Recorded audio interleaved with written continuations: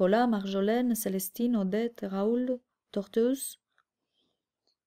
Mais la potion ne marcha que sur la famille de Marjolaine et Cupidus. Tu es un descendant de Jampolus, Regius Animus, dit le sage avec grand respect. Elfie ne put s'empêcher d'échapper à un cri de fascination et le serra très fortement dans ses bras. Il rugit et se mit à bégayer. C'est un grand bonheur et honneur pour moi. Maintenant, mettez-vous en route. Ne perdez plus une seconde. Ils s'envolèrent sans la moindre difficulté à travers le mur invisible qui protégeait le territoire. Le chemin fut suffisamment long et périlleux, malgré la vitesse élevée et la grande prudence de chacun. Ils avançaient en forme de V, comme les oiseaux migrateurs. Cette forme ergonomique leur permettait de prendre de la vitesse et d'être propulsés en même temps. Flair leur montrait le chemin. À un moment donné, il sentit quelque chose qui se rapprochait. Il y avait toute une armée de petits robots qui s'approchaient d'eux à toute vitesse. Pollutionus était fier d'elles. Il les appelait métueuses. Ces machines destructrices anéantissaient tout sur leur chemin. Elles avaient commencé à raser la forêt. Pollutionus avait décidé de s'approprier ce territoire et de construire une grande ville. Il avait la folie de mégapole comme son ancêtre Soanus.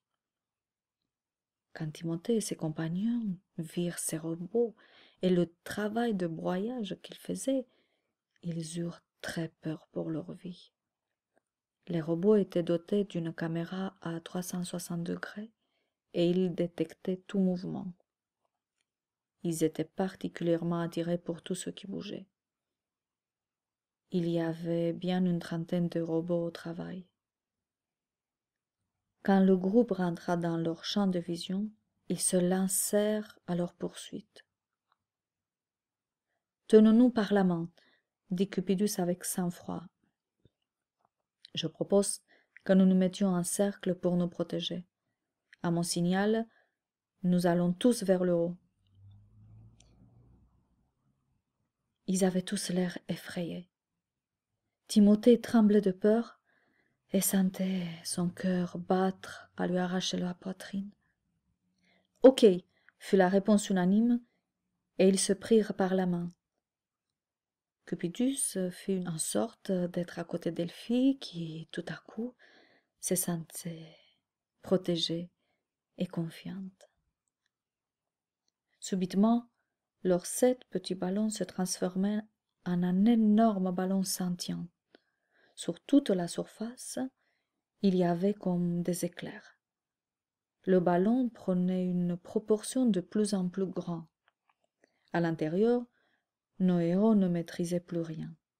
Le ballon était presque en contact avec les robots qui s'avançaient à une vitesse vertigineuse.